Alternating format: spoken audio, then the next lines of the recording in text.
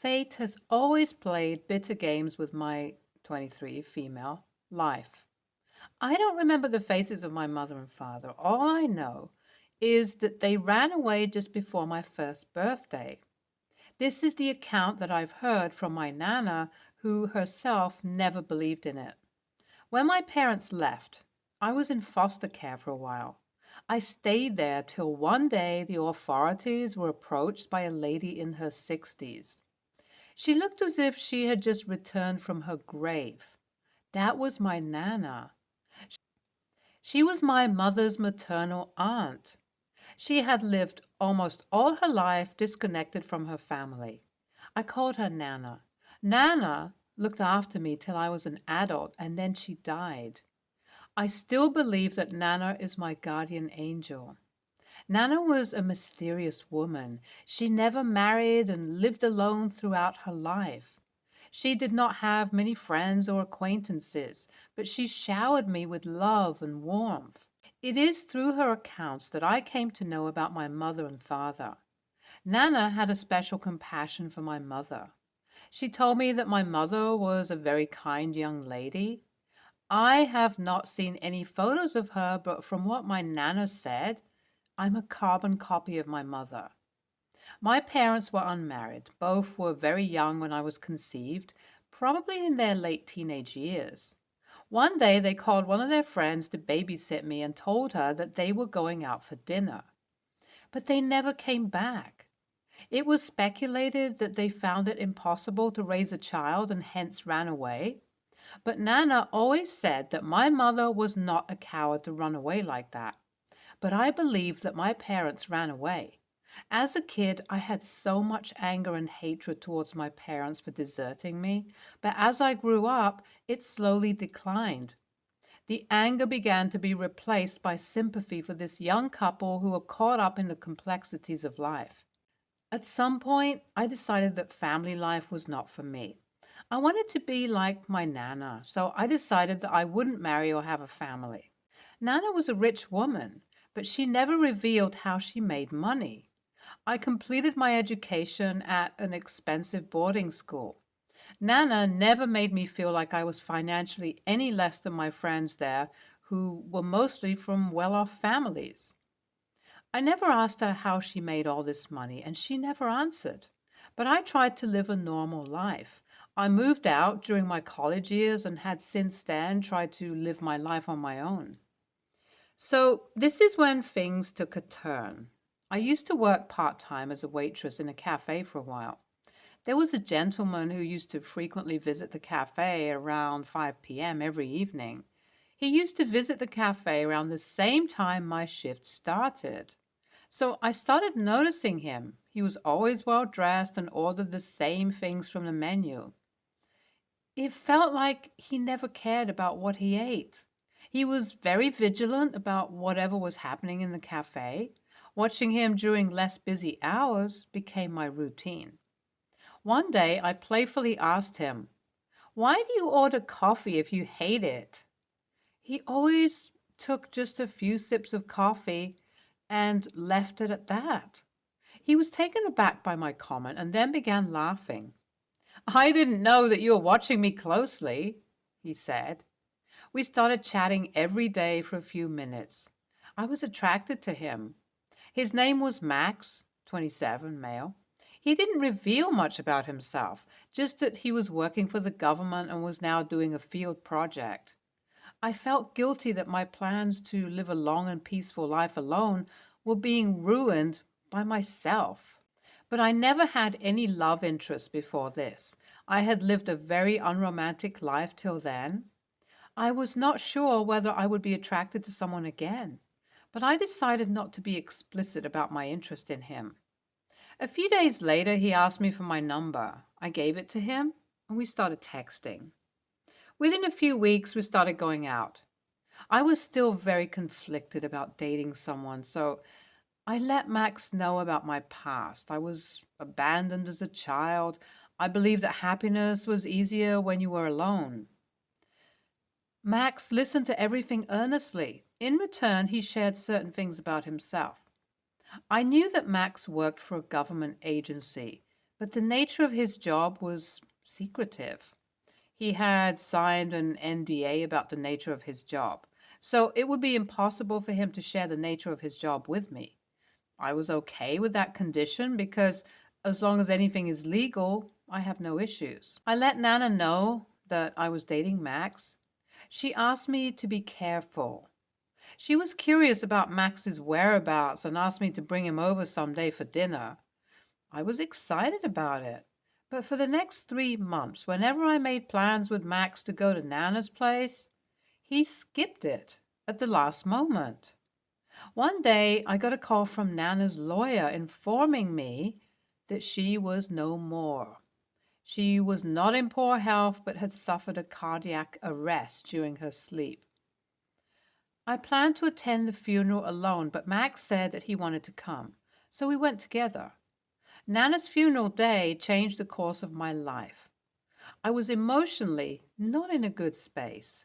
Max was taking care of the logistics. He was deeply in conversation with Nana's lawyer. After a while, the lawyer approached me with information about her will. My jaw dropped when I learned that Nana had left a 7-figure inheritance for me. My immediate reaction to the lawyer was, I didn't want all this money. I didn't know what to do with all of this. Even the lawyer had no idea how she made all this money. On my way back, I felt emotionally overloaded with so many things. I didn't talk to Max throughout our way back. I knew that I couldn't continue dating with a mindset like this. I suggested that we take a break from seeing each other. He was more than understanding. He promised me that he would be just one call away if I needed anything. I didn't want to take even a single penny from my inheritance, so I asked our lawyer to manage it for me till I make a decision. I was emotionally very vulnerable after Nana's death. I miss my mom and dad. I miss being loved by someone. Pushing Max away did not help me at all. The following days, the days that followed, were horrible. I was grieving Nana's death. Nana was the last person I had in this world. That realization made me feel very lonely. But Max checked on me every day. Though initially I did not appreciate it much, I later realized how his calls were helping me. He made me feel better. He was not expecting anything in return. It had been a while since I had gone out, so one day Max took me out for dinner. We both agreed that it was strictly not a date, but as we spent time together, I realized how secure I felt in his presence. That dinner ended with a long kiss. We started going out together again. Life was going smoother. Max took me to his parents' house a few times. His parents made an adorable couple. I was slowly realizing how happy being a family could make a person. All my life I lived with my Nana and thought living alone was the best.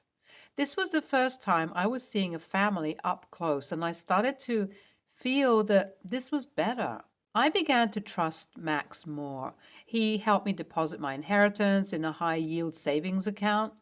Life was going smoothly. I felt secure.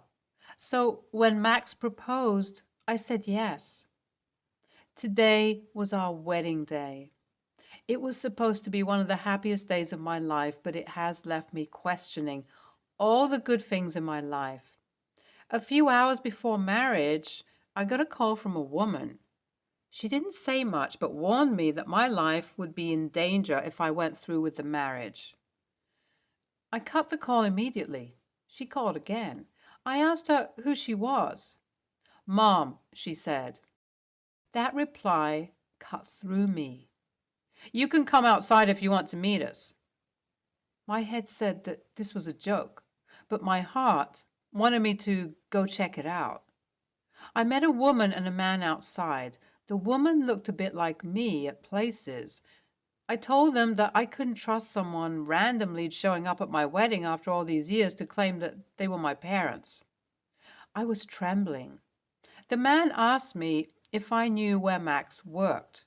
He worked for a government agency. I repeated as he said to me. He told me that Max was a con man and I shouldn't trust him. When I refused to believe them, they produced a photo of them with my Nana. I recognized Nana instantly, and by this time I saw my mother-in-law rushing towards me. Without any explanation, she pushed me inside. She asked me if I knew them. I stayed silent. I was processing what had just happened.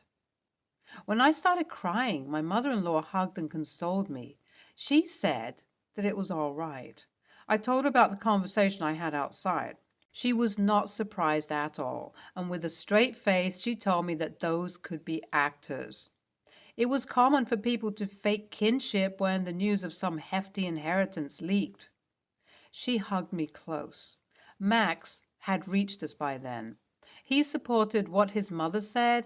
I did not want to think then. I did not want to spoil my wedding, so I went on with the wedding.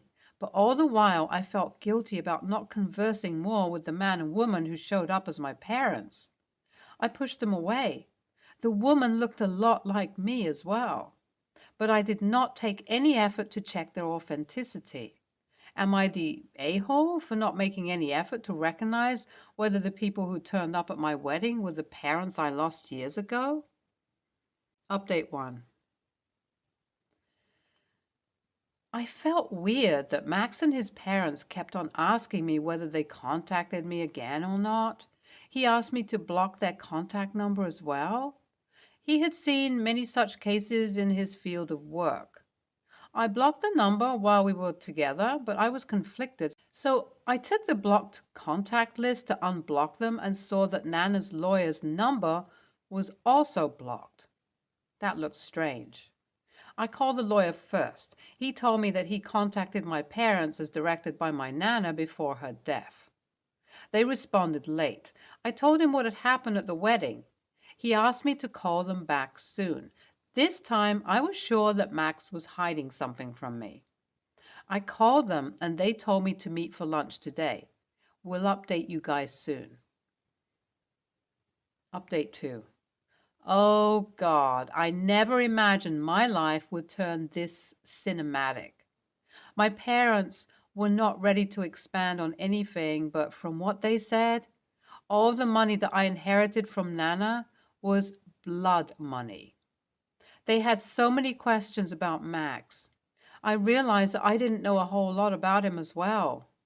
Weeks before her death, Nana made her lawyer investigate the whereabouts of my parents.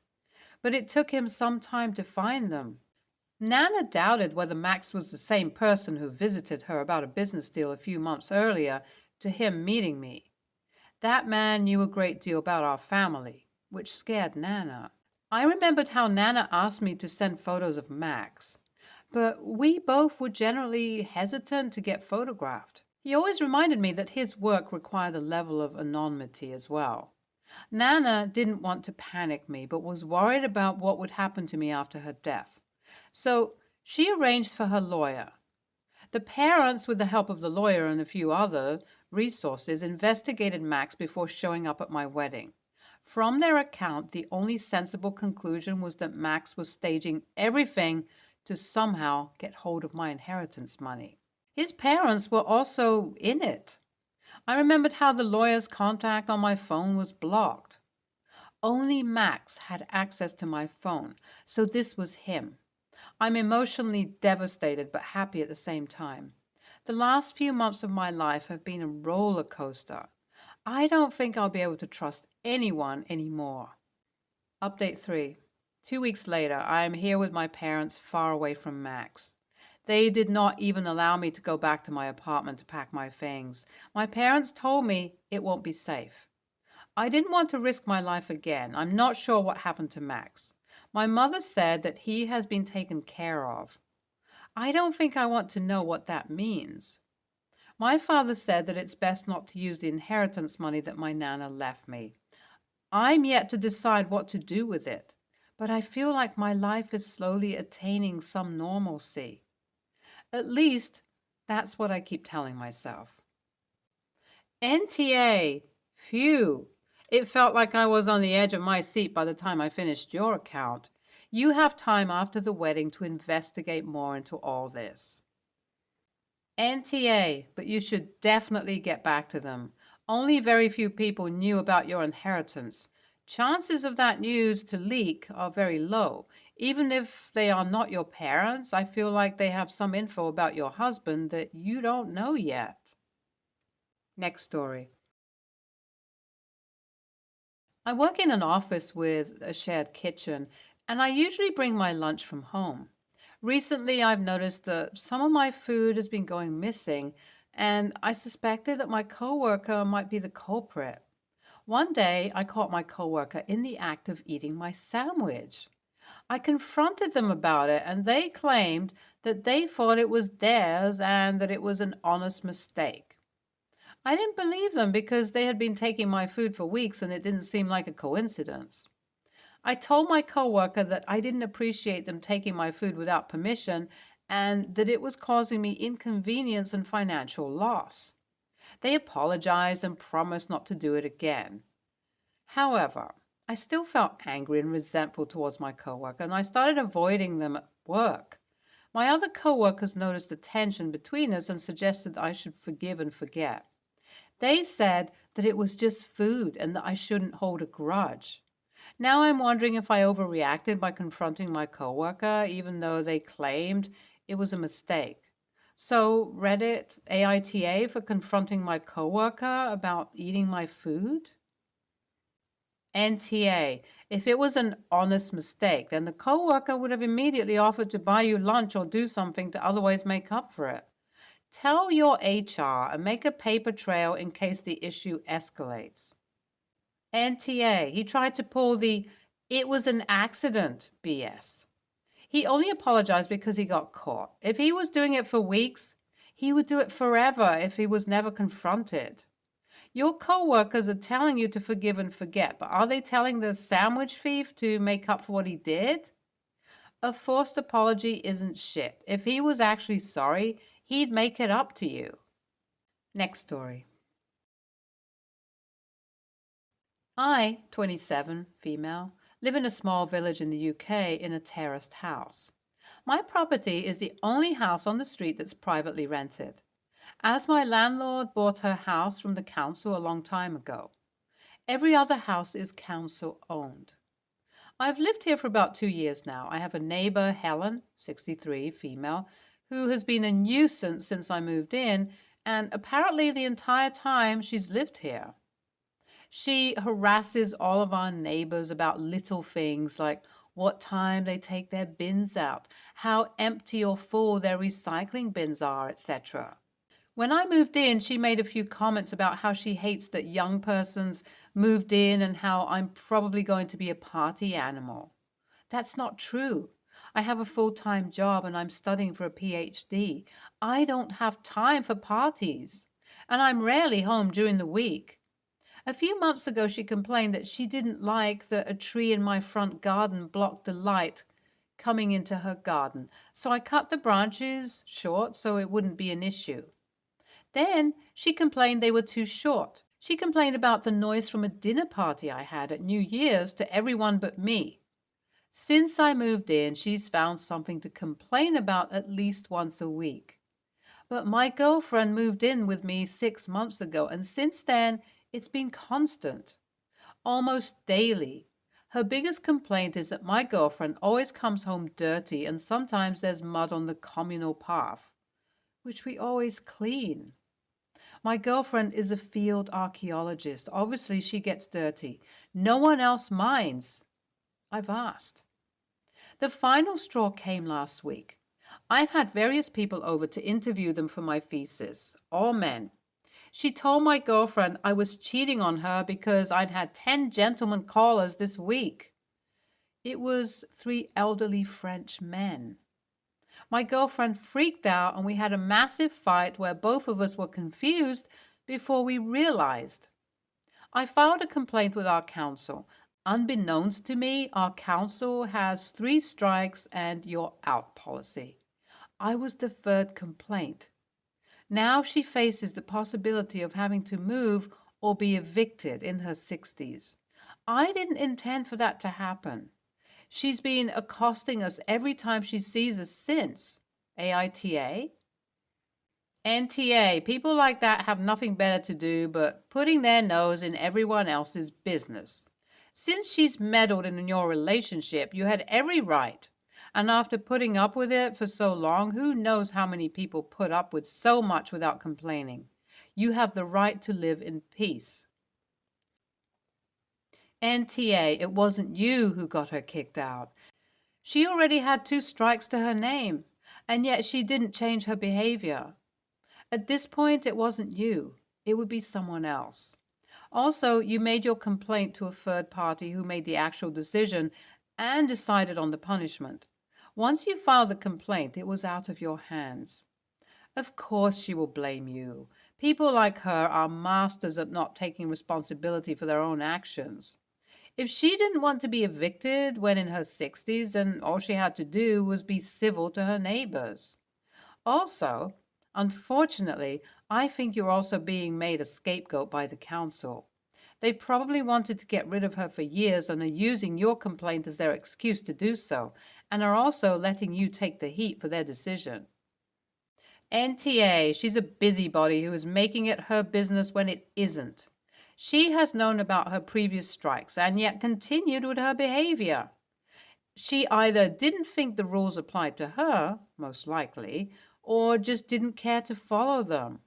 Her behavior is what has caused this. She has had 2 other opportunities to mind her own business and leave her neighbors alone. Stay tuned for more stories from our girl relationships.